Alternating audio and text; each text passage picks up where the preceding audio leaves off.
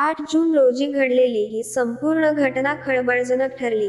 संबंधित महिला एक विवाहित नगरसेविका असून तिचे तिच्या एका कार्यकर्त्याशी प्रेमसंबंध होते.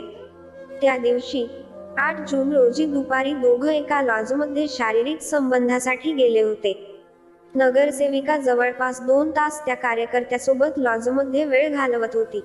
सर्व काही सामान्य सुरू असतानाही त्या कार्यकर्त्याच्या मनातही कल्पना नव्हती की आपल्या नेत्या महिलेला आनंद देण्याच्या नादात स्वतःच्या आयुष्यावरच संकट ओढवेल आणि त्याचसोबत नगरसेविकेचंही नाव काळवंडून जाईल.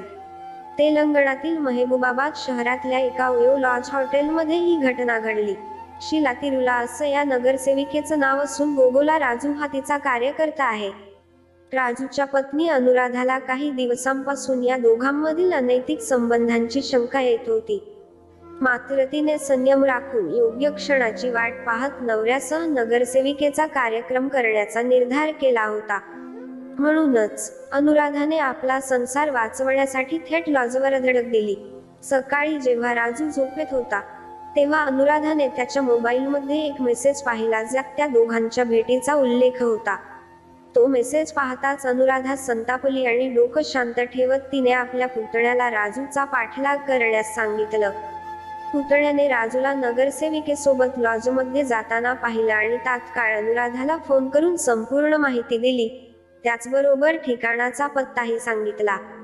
अनुराधा काही नातेवाईक व महिलांना घेऊन त्या लॉजवर पोहोचली. विशेष म्हणजे स्थानिक लोक आधीच लॉजच्या बाहेर गोळा झालेले होते आणि 2 तास त्या दोघांच्या बाहेर येण्याची वाट बघत होते. जसेच ते दोघं बाहेर आले, जमावाने त्यांच्यावर थेट हल्ला चढवला. राजू आणि नगरसेविकेला जबर मारहाण करण्यात आली आणि काही लोकांनी याचा व्हिडिओ काढून सोशल मीडियावर व्हायरल केला. त्यातून उघड झालं की संबंधित महिला ही नगरसेविका असून ती मागील विधानसभा निवडणूकही लढवलेली आहे आणि तेलंगणातील एका प्रमुख पक्षाशी जोडलेली आहे. हा व्हिडिओ काही क्षणातच इंटरनेटवर पसरला.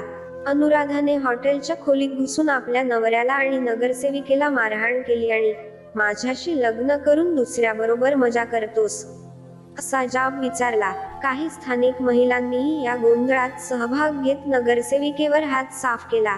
संपूर्ण तेलंगणात ही घटना वाऱ्यासारखी पसरली कारण संबंधित महिला एका मोठ्या राजकीय पक्षाची सदस्य होती आणि आता तिला पक्षातूनही निलंबित करण्यात आलं आहे.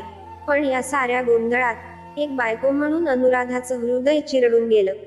ती जी आपल्या संसारासाठी झगडत होती तिला अशा वळणावर का आणून उभं केलं गेलं, जिथे तिच्या डोळ्यांसमोर तिचं सगळं आयुष्य एका क्षणात उद्ध्वस्त झालं आणि मागे राहिला फक्त एक दुःखाने भरलेला निश्वास. माझं प्रेमच का दोषी ठरलं?